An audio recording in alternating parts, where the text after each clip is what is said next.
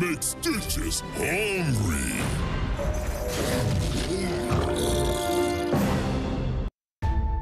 Game 5, the first Game 5 of HGC Part 2 here in North America between Superstars and Team Freedom, and it all comes down to one battleground. Knowing that Superstars lost the last game, what do you think? You think they're going to switch up their strategies now or still want to go for first pick? Well, you know, I would like to postulate, but we figured it out. All right. Freedom taking us to Sky Temple, the probably most prominent map to run the double warrior, double support.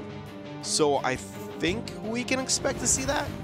But again, we've only seen, it's been hit or miss on which teams are able to run it, and it seems it's more of the upper teams in North America. So I wonder if that's kind of, you know, trickled down into the meta here for these two teams.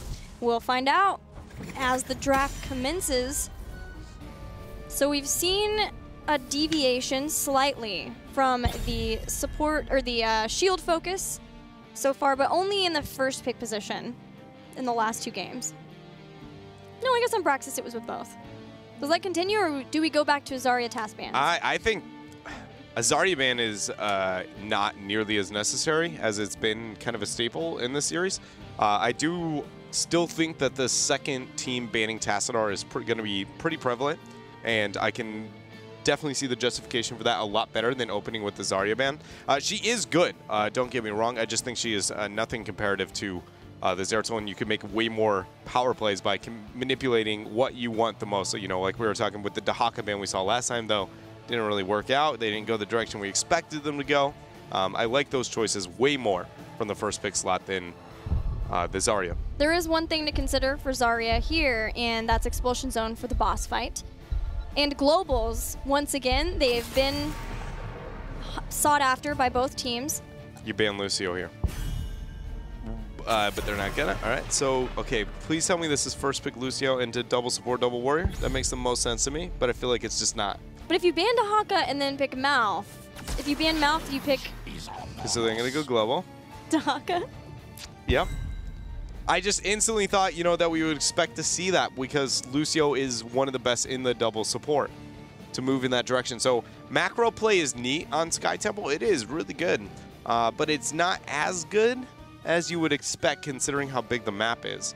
Just based on the fact that you can teleport and get a little extra side soak, but I don't know. It's just not as skirmish oriented, especially when it can be matched with another like this.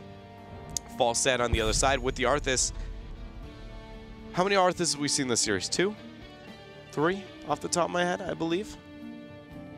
Definitely in the last game on Dragonshire 2. He was banned on Battlefield of Eternity and on Braxis. But both in the second ban phase. Yes, he's rising. And he won both games that he was in. Yes. No, he did not win on he won game Dragon. 1. Okay, and that was when he was last picked too, huh? Interesting. Interesting to see that play out. So Arthas Falstad here. Obviously a big deal, as we can see from the stats there. 60% win rate in North America. So Superstars, where do they want to move? Is it going to be a Zarya Dahaka? They're pretty solid skirmishers. Decent double with, you know, seeing the fact that we have a shielder let through. Or do they want to go with a different direction? Lucio Zarya. Okay, so they're going to stick with it. Pick up the Lucio early. But now, do you double support that? You've got a global, you've got pseudo supporting across the board. You don't have very much damage. I don't know if I like that as much. You can stay on the Shrine quite a bit, but into the Falstad and also into the Arthas, I feel like you can't, it doesn't work out. You need like an Anubarak or an Arthas on your front line, or Tyrael. I don't think that we'll see them with the primary warrior. I mean, I guess Dahaka kind of, but I see this being a triple warrior for Superstars. Okay. The Death Ball. Greymane is being hovered for freedom. That is a hero that I don't even think we've seen a game out of yet. I've been amazed that we're yet to see that. But a few ban hovers. Yeah. It's like, I mean, he's okay, I guess, ish, in a lot of situations. It feels like teams agree. But I think he is amazing currently in the current meta, just because the damage output he has compared to most heroes is just ridiculous. So that means Tychus ban on the side of Superstars? If that's the direction they're going to go. There's no reason not to. It's a comfort on the side of Freedom. If you want that many high health pools, like you want to remove any percentile max damage. But you know what else has been a comfort that has worked in the last 2 games for Freedom? Lunara. Ooh, okay. And that also does well. You know, it's one of the highest damage. That makes a lot of sense to rid of that. They've been giant killering with her too. Giant killering. Giant killering. As a verb. I think like that's what it would be. Yeah. Giant killering. Lunara. Superstars here. Gotta figure their ban. I don't. Okay, so Tychus, Okay. yeah, that's definitely the game plan. So I like the Lunara then, for the comfort of Freedom and what they, what they like to run with.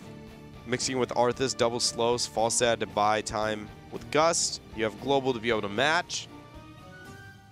You can still move the you can move into the Artial as well. Use her as the battery as we saw on Braxis.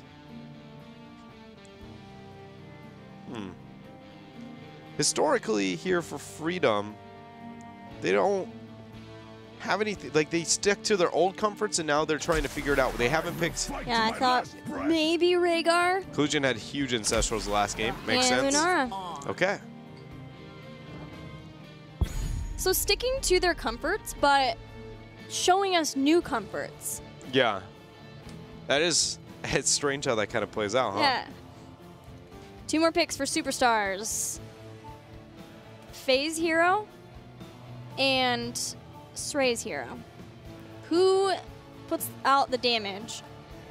That's my big question. Now that Vala's gone. Tychus is out. Zul'jin. Not like this. Do they pick Zul'jin? Not like this. Okay. Greymane. Nice. I like that a lot better. Makes a lot more sense here. And then last pick, what do? Another backline, another support. You go for the Warrior. We've seen a lot of variation. With the Tychus ban, it makes me feel like it's going to be another front line, but I think I would prefer another backline. Muradin. All right. Give him the axe, boys. Freedom for the last pick needs. They can go a lot of different directions for theirs as well. They could go into the double support. But I don't. Actually, it might do well. Lunara, go for the Varian instead. Interesting choice, man. Varian is an anomaly for me on where he belongs because the nerfs that came in were pretty impactful. And a lot of the burst-oriented style that played behind him in a lockdown and a lot of those heroes have fallen in priority as well, but he still kind of holds his own. Yeah. He's here and there. He's treading water. It probably just depends. Potentially, I want to go back and look at the drafts and his win rate after this weekend, but what kind of lockdown do you have to pair with it still? Because I thought maybe still with Valera too, that was a favored matchup to have those two together. But here he has a lot of slows from Lunara, but the big deal is that Arthas can follow up too. After he dives in, Arthas can follow up with a Howling Blast. Yeah, and that is going to lead to the vulnerability to be able to lock in the kill. So, I mean, it makes a reasonable amount of sense, It's a skirmish-oriented map, which is what he needs because he has 0 wave clear whatsoever. And I think looking at these drafts, I'm pretty torn. It's one of the first times that I feel like these guys are even when it comes to the picks. I think I'm leaning towards Superstars, though.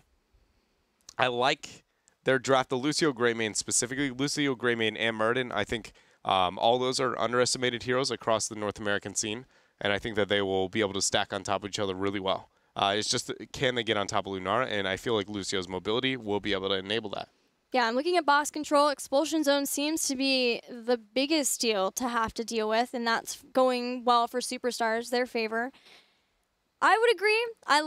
I'm just a fan of Triple Warrior in general, since it was an Eastern strat to start. I'm always a fan of that strat, so we'll see if it pays off for Superstars or if Team Freedom can carry the momentum forward, because we're heading into game number 5 right now.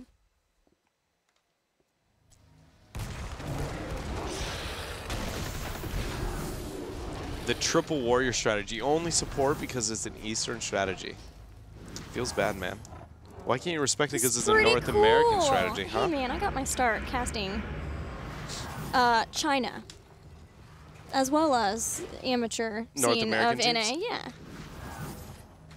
so they always have a special place in my heart.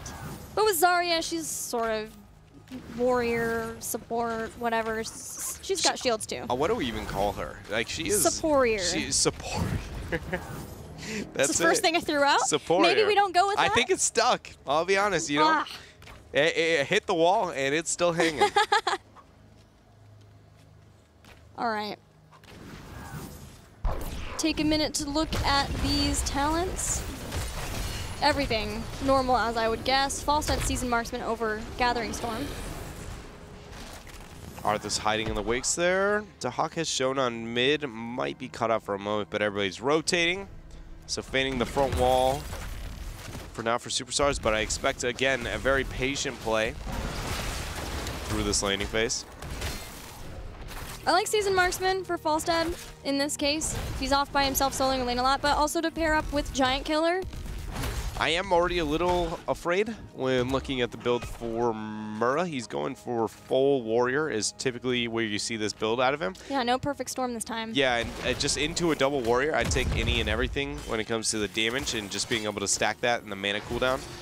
It's not a must, and it's just typically this build leads to full tank all the way through, and I really do think that given the axe is going to be a must-have in a triple warrior comp. It makes me wonder, though, if maybe he's picking up third wind so that he feels more comfortable getting, oh, Faye, sound wave, not enough. Faye goes down, first blood for Team Freedom. Beautiful collapse, and again, showing the strength of Arthas. Don't even need to hit the Howling Blast as long as you get a little bit out of your Frozen Tempest there. The slow increases the kill potential so much. That's why heroes like Jaina for the longest time were just, I mean, be miles ahead of every other hero in the game.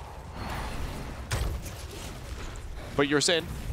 Oh, just if he feels like he wants to be able to get third wind, but then be more comfortable given the axe over Stoneform later on. Yeah, potentially. Yeah. It's not a must, right? It's just that typically we see that, and also talent diversity outside of Faye in North America doesn't exist that much. Goku with another beautiful burrow, the drag there, no barrel roll, and Dansky falls down. Even trade here for Freedom and Superstars so far, and it looks like the shots are going to have the same story with them as both teams had global and instantly rotate him.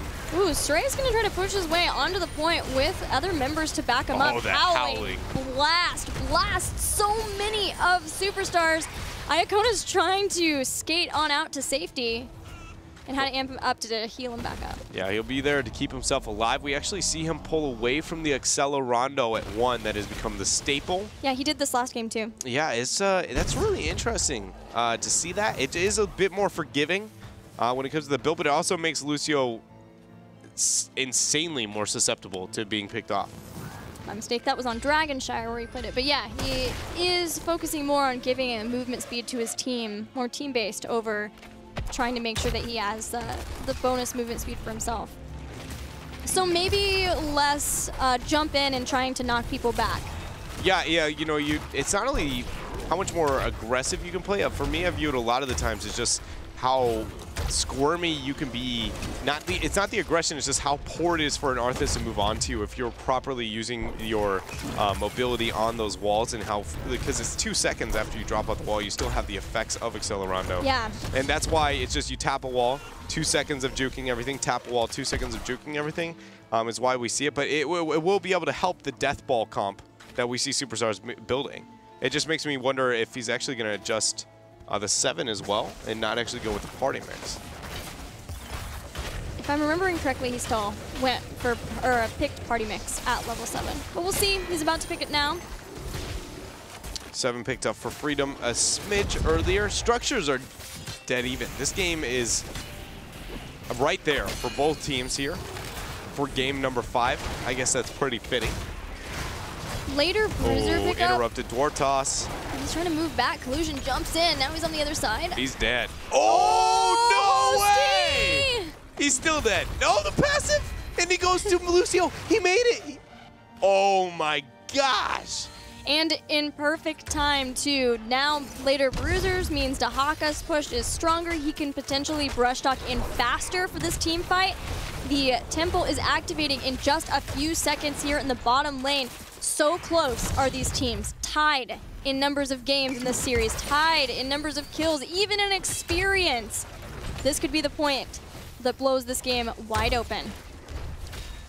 It's all going to be whether Falstad makes the rotation. He's given up on the night camp. Oh, never mind. He's just ridding of the minions behind it. They saw the symbol and thought they were still alive, but no, it's not. So we'll see if he makes the rotation down. Still soaking on mid. So Freedom's kind of dancing on bottom, even though they have no signs of committing. Arth is now looking for a flank. Superstars have a couple of seconds. Oh man, that passive rotation. I thought for sure we would see Freedom be a bit more aggressive. There's Ray. It's going to be the focus on Varian now. Goku gets rooted, has a drag to pull back in Varian, but he has another protect to keep himself alive through all the damage. That was very good pre-cleanse coming out from Collusion as well. But Goku actually just straight up outplayed it, waited the entire time, and then got the drag afterwards. Very well done from both sides. It's just Collusion, a guy who is role swapped to be able to play on the support, is quickly learning all the small things that can add up for his role to make him a great player here. Bottom four falls. Experience still going to be even, but that is the first structural advantage that one team is going to pick up here, and Superstars have it. Falstad did work tying up about even the fort health here in the top lane. Heroic ability is now available for Superstars. Go for the throat over Cursed Bullet. Like it. What else are we going to see? There's no reverse amp. It's got to be a sound barrier, I'm guessing. And then adaptation, I believe, makes the most sense here. Indeed it is. Taunt goes on Iacona. Drag on Lunara. That get is cleansed. Ancestral healing too. Go for the throat was used though, so that is a cooldown not available for Superstars. It's a work trade into Ancestral though. Ancestral 20-second difference. Murden and Falstad are side soaking. If Falstad rotates down, they will have a significant advantage here. But Superstars not risking their positioning, at least not yet. Thornwood Vine yet again for Team Freedom's Lunara. Everything else as we would expect from heroic abilities on that side. And we continue the passive soak from both sides. It's just, yeah, you know, welcome to the downtime, I guess, of these teams. None looking for a big play, maybe a misposition here and there. It's wait for the objective, look to try and take that fight and pull ahead. Their comps, it makes a lot more sense for Superstars to play that way with just having almost 5 melees, really. Whereas Freedom has a lot more opportunity to kind of risk those things, especially with a Gust and having Lunara and Falstad. But they just, again, are not committing to those types of rotations. They'd rather wait it out. Goku are down in the bottom, but they're taking the fight to Dansky, who's going to be caught. Iacona moves in. Gust has already been used, but that was beautiful flanking by Faye, who's going to jump in. Expulsion Zone doesn't catch yet, but Stray will make the difference. Falstad taken out, and now control of both temples. Yeah, with the having that pick happen at this time, worst timing possible for Freedom. But even worse is the fact that Goku the entire time has been bottom, getting those shots as well. They are winning absolutely everything. A big momentum swing here for Superstars, even though it was just one pick. Yeah, it was a great play. Now Goku not seeing a lot of where all of the members of Freedom are. Going back, he's taken so many of the shots significantly. It's far better just to give up the rest and allow Superstars to be happy with that win. Because it was a big one. It was, very much so. They are now going to be 3 forts. This bottom fort's not even going to fall for Freedom. So they've got a lot of ground to cover if they're going to be able to make up for this. So now Freedom is in a position where they have to answer to Superstars, because Superstars with that is now going to be looking at keeps on every single shot rotation, or they look for that panicked boss. You know, we talked about the boss controlled Gust in Expulsion Zone, and that's really it. So it should be pretty close to even. So yeah, that is going to set Freedom in a spot where they just, the entire time, all they can do is answer. That Gust may be needed here. This is risking a lot for a team that doesn't need to risk anything. No, they just back off from this? Now it's pretty far down in health. Freedom are going to move on to the point. Insomnia has a great position now too. He's going to start to go in. He's clear in the back. Pops Army of the Dead. The boss isn't falling that much now. Okay, so Expulsion Zone and Gust are the things we got to keep track of here. Goku's on point for now. He's drops a burrow. Good attempt to knockback. Expulsion Gust zone and Gus expulsion. using the exact same time, so it's who gets on it next. Ancestral lands. Insomnia falling low, but the first person dying here is actually on the side of Superstars. Insomnia drops, but that is go for the throw proc. Sound barrier is going to be used, and who is going to come out on top? It looks like it's Superstars. Yep, Faye goes for the throat, takes out another kill too. Now Zugrug running away. We had the expulsion zone to counter the Gust. It was perfectly placed for Goku to get back on the point. He was trying to juke out too the Gust with his burrow, but it didn't. It was good patience from the members of both sides, but in the end, Superstars come out on top. But a risky, scary play. That's again one of those situations we were talking about where it's not about, we technically won the game. It's like, well, that's a situation where you look at it where it's not that you necessarily, you got the boss, but did you truly make the proper decision? There was a lot risked here. And yes, you can give credit to Superstars for getting the outplay, but it was a choice. A 13 talent here, no major advantage, but it's all about the Gust expulsion zone timing here. Very well done. It was exact. Near perfect, honestly. And even with that big of an Ancestral, the biggest trade here that is going for the fact that, we saw Superstars win this fight is the 13 on Murden. It's something we have to consider. Yeah, everyone was piled on. That gave him a lot of extra healing. And everyone from both sides getting on the point, Faye was able to chunk down, take out Lunara, and Sound Barrier was just enough in the end. Just enough to allow Superstars to take that. But Team Freedom are not going down without a fight. They dive right back in. Once again, charge with follow-up Howling Blast. Team Freedom have been executing that combo really well. Goku actually is going to burrow to the other side of the lane to be able to make it out there safe on his own. He was trapped for a moment. Superstars is going to clear out. Do they wait for the 16? I don't think so. Now that burrow's down for Dahaka, they're just going to look to try and force. But once again, Freedom is in a position to be on the same talent here for a fight. Even though they're behind on structures, this is a huge win for them if they can get it. Taunt goes out onto Sray. Dwarf Toss interrupted. Sound Barrier hitting everyone, but Sray ends up falling. Insomnia drops Army of the Undead. Has to back out to make sure he gets the heals using that Death Coil. Zugrug should have a taunt soon, but they are going to walk away once more. Superstars here has the upper hand, but they're taking fights that they may not have needed to. Yeah, he didn't have Avatar. Sray didn't have that extra healing, the health that Avatar gives to him, and Freedom capitalized on that. They took advantage, they took him down, they were able to burn him quite quickly, especially with Giant Killer now, and Invigorating Spores increasing the attack speed once Lunara uses Crippling Spores. Just that double Giant Killer is insanity. I feel like another thing we have to look at too, that we referenced before, is the fact that Superstars used to struggle so heavily when they fell behind, and then they got into a position to where they got a lot better when it comes to decision-making from behind. But this series, it doesn't look like that's the case. If things are close or they're on the back foot, it goes back to that kind of panicked form of Superstars that we knew very early on in Part 1. Well, you have to keep the break in mind. There was a long break between Part 1 and Part 2 where, yes, they did make those adjustments, but maybe not being able to get the consistent types of scrims that they would have to keep that momentum going. There's bound to be some relapse and improvement. That's just how an improvement goes. Now with this double Giant Killer, even Shattering Throw from Varian to burst down the shielding of Zarya, things look possible for Team Freedom in this series where they did not when you look at how strong Superstars were in Game 1 and 2. Yeah, and even maybe a bit of looking at after that first pick on the Falstad on top and then the double shots being traded over to Superstars, I was like, that's game here. But Superstars risk the boss, then that fight on bottom, and Freedom does all the right things to make sure that they aren't out of it yet.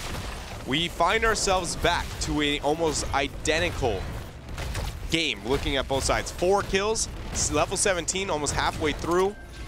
And structures, all 3 forts are down. So this is the moment where one team pulls ahead.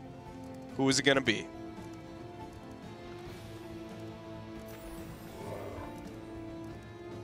Superstars starting to head up to the mid-temple. Freedom are going to use the little amount of time for the temples activate to clear out the Giants in the bottom lane that are pushing for Superstars and give themselves some pushing power of their own in that lane. Falstad will be there. Superstar is going to keep a hold of this mid-temple. Dahaka is going top, but expect that when Freedom rushes onto this temple, He'll likely brush stock down unless Superstars are okay to trade. I like this flank from Insomnia. Sray scouts it out, not going to let it get full control of vision. Falset's still not here on the upper half. Trade on the shots. Sray gets the Dwarf toss out. Top keeps slowly falling for Freedom. And that is going to go down if the shots aren't delayed. It looks like they consider it as an option. But first keep here is going to now fall. Superstars pulling ahead structurally. Flight. Members of Superstars are split apart. Faye's trying to run back, but Faye and Hosty are getting low. Sound barrier used. Sray in the back line. Rooted. Avatar 2. The brawl commences. Sray's getting low. Dwarf tosses away. The Giant Killer ripping through his health bar. Sray the first to fall. And the drag, beautiful cleanse coming out from Collusion is going to peel him away. Giants have pressured on bottom the entire time. Things falling apart here for Superstars, as Freedom is going to be able to gain control. They did risk a lot of those early shots to give up that keep up on top, but totally worth considering, you know, the fact they get that one pick onto Superstars. Actually, looking at it again, that wasn't worth. Purely based on the fact that, yes, they get the one pick. It did help when it comes to experience, and that's the only place it's going to trade off. But the fact that the map objective, they didn't get enough of either one of the shots to get anywhere near getting a keep, unless they use, if they do not use this 20 advantage to get a keep or a boss, it was not a winning trade. But conveniently enough, the boss is up right as the man is still down. And so this should be it. Team Freedom can't necessarily end the game. With this, they can with a couple of picks. It's only a 16-minute boss, but with the 20 spike, what was that? They can look to force. Did you see that? What? There's like a clay urn that just flew up in the air and spiraled out of control. Tornado, man. Tornado ragdoll effects. All right, this is it. 20 advantage. You see Danesy's gonna back to be able to match to Haka. Goku's keeping the pressure up, but he does not have the epic mount, so he's gonna be pretty slow to make this rotation. Yeah, he chose Nexus Frenzy. They're not even gonna get a keep now. What is it? Well, Goku's just sitting out of range to, oh man, he's gonna get the full back. All right, so Falstad now realizes this. He's gonna try and match on the global game and move up. They need this keep. Boss is halfway down. Superstars doing all they can to defend. Goku and Sray, the front line, pushing back the Warriors. Goku has to burrow out using the tunneling claws. Falstad has Gust should they need to back out. The keep holds. This is, I mean, that was a must-have for Freedom to be able to be in a position to say that they can trade evenly with Superstars on this next shot rotation, but not the case. Catapults have been stacking up on top. Not going to get any damage here yet onto the core of Freedom. Falstad can still back to rid of those. Giant pressure on bottom is going to keep Dahaka busy for a couple of seconds, but it's all about who controls vision and who wins this next fight, because it is late enough now that we're at the point where shots are going to be looking towards game. Any 5-man wipe is surely going to be it and take the series. This is where Superstars have to be able to win despite being down. All heroic abilities available. Taunt is the one that's going to be used first. Goku comes in with the drag, finds Rhaegar. Collusion in trouble. Expulsion zone to zone him away. Rhaegar taken out before Falstad can save the day. He drops the Ancestral, realizing that it's a must-have if he's going to get any value, but the damage that Hosty is putting out onto that back line there is just unrivaled. As Sray goes in looking for more, nobody's going to get anything yet, but with these shots moving towards core, the pressure up on top, this should be a double keep and possibly 4. So Dahaka is defending versus the Giants bottom, but are starting to take out the keep here. Catapults would help Team Freedom so much, but with both of the temples grabbed, Superstars is about to get so far ahead of Freedom. Yeah, the bottom shots as well. We know the front wall was down there, so this is, yeah, going to be a double keep. Not a lot of damage on core, though. It would only, I think it would set it around that 30-40. Goku goes in. Desperation. Insomnia falling low. Sray and Goku both. Oh, my. Sound barrier keeps them alive. Arthas drops. Falstad 2. Sray dives on top of Zugrug for another kill. Team Freedom stayed so even. They were down 2 games and then came all the way back on Towers of Doom and Praxis. But in the end, Superstars are able to make all the changes they need to come back in this game and win this best of 5. Very clean game number 1 and 2 out of Superstars. Things did not look, they didn't even look like the same team, honestly. Looking at game number 3 and 4, but in the 5th, after falling so far behind, they found it within themselves to be able to come back. That was the thing we were talking about that we saw out of them in the back end of part number 1. And so it's exciting to still see that here.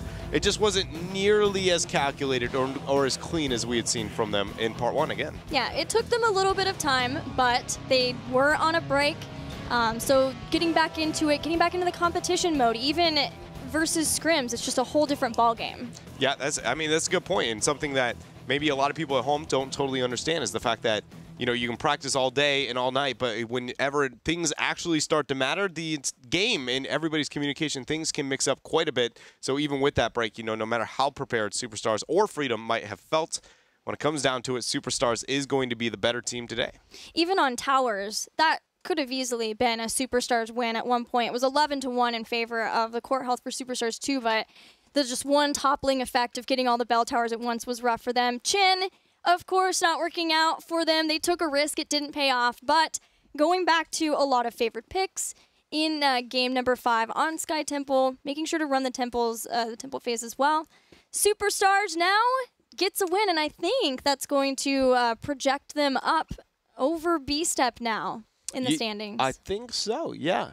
And that's, you know, looking at what Freedom did today, sticking a bit more to the comforts going forward, I would like to see them, you know, avoid that a little bit more. They did see some mix-up, you know, the Arthas pick up here and there, but again, trying to shift things away from what we've known from them in the past and look more towards, you know, studying some of the other regions, some of the play styles we see from them. We got to see some Lucio play from Iacona from both sides, but what did you think of Iacona's Lucio? I mean, I feel like he played it really well. His sound barriers were on point. He had a really good sound barriers, and his positioning for the most part was really on point too. So I would say he did a very good job.